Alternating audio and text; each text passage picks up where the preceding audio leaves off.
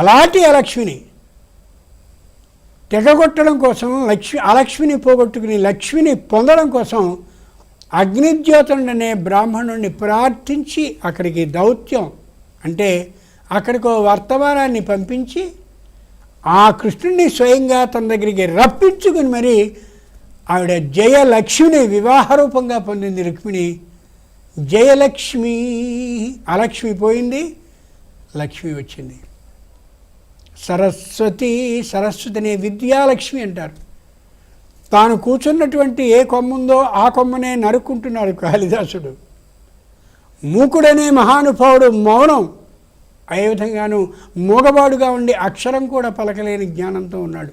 మంచి జ్ఞాని, కానీ అక్షరం పలకలేకపోతున్నాడు.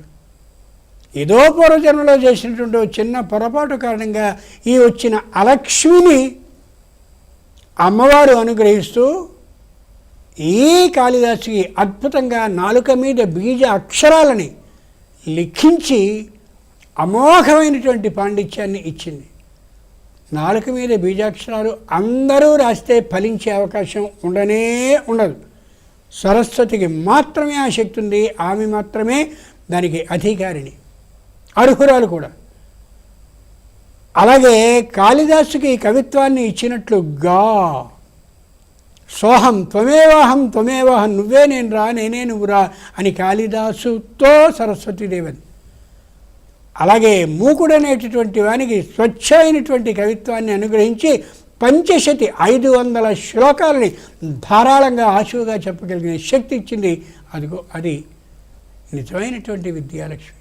ఎంత ఆశ్చర్యం ఇది!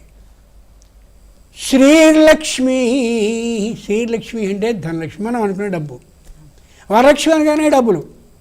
అబ్బో, మా నాన్న ఎప్పుడో 108 వెండి నాణ్యాలను సంపాదించాడు, వాటితో పూజ చేస్తే డబ్బు వస్తుందట, కొత్త కరెన్సీ పెడితే డబ్బు వస్తుందట. ఇదేం కాదు. శ్రీలక్ష్మి అడ్డదిడ్డంగా సంపాదిస్తారు.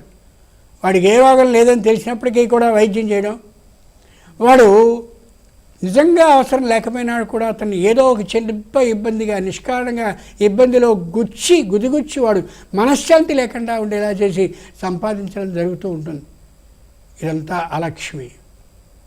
ఆ అలక్ష్మి తొలగాలి అంటే ఖచ్చితంగా లక్ష్మి అనుగ్రహాన్ని పొందాలి. అలా పొందినప్పుడు మాత్రమే కూతుళ్ళు సంసారం చక్కగా అల్లుళ్ళతో చేయడం, అల్లుళ్ళు తన అందరితోనూ కలిసి చక్కనైన ఆనందాన్ని పొందే తీరుగా ఉండడం, ఇవన్నీ జరుగుతూ ఉంటాయి.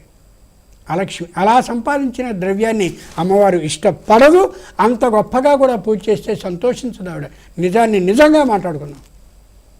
వరలక్ష్మిశ్చ, అందుకని ఇప్పుడు వరలక్ష్మి వ్రతం ఉంటుంది, గొప్పదో చెప్తాను. బాగా సంపద ఉంది, సంతానం లేదు, నేను నీకు డబ్బు ఇస్తాను, ఏమైనా ప్రయోజనం వాడికి? చదువు రావడం లేదు మనవాడికి, తనకి తన కొడుక్కి కూడా.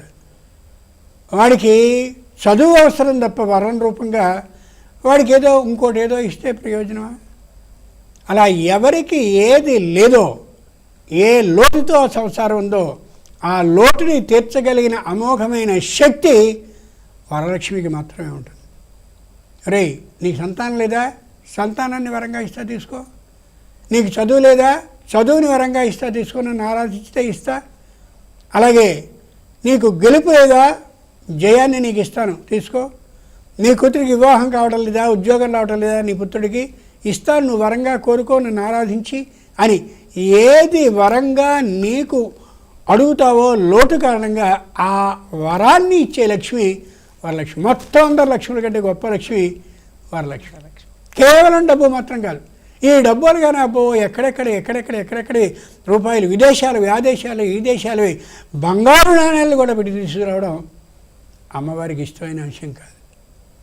ధర్మబద్ధంగా ఆర్జించింది మాత్రమే ఆవిడ ఇష్టపడుతూ ఆ అమోఘమైన పూజని ఆవిడ ఇష్టపడుతూ సేవింప చేసుకుంటుంది.